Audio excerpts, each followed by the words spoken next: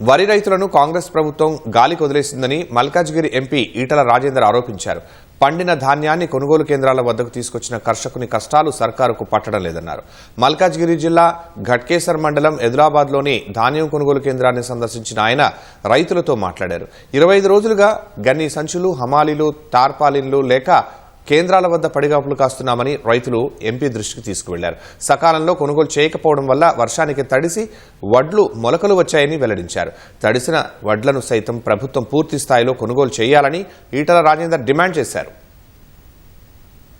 ఇంతటి ఎర్రటి ఎండలలో ఇంత బండ మీద వాళ్ళ వడ్లు ఎండినప్పటికి కూడా మాయిత్యం లేదని దబాయించి మహిళలు, పిల్లలు 25 రోజులుగా ఇక్కడనే ఉంటున్నారు. అంటే ఆరుగాలం కష్టపడి పండించిన పంట తన కళ్ళ ముందే నీళ్ల పాలైనప్పుడు వాళ్ళ గోస, వాళ్ళ కన్నీళ్లు వర్ణనాతీతంగా ఉన్నాయి. ఇక్కడ ఖాళీ బస్తాలు లేవని వారులు లాపిండ్రు, మిషన్ లేదని ఒక వారులు లాపిండ్రు, హమాలి లేదని ఒక వారులు లాపిండ్రు. ఇట్లా 3 సార్లు వర్షాలు వచ్చినాయి, 3 సార్లు తడిసినాయి వడ్లు, 3 సార్లు ఎండినాయి, మొలకలు వచ్చినాయి అని చెప్పి ఇప్పటిదాకా మొలకలు చూయించుకుంటూ ఏడుస్తున్నారు.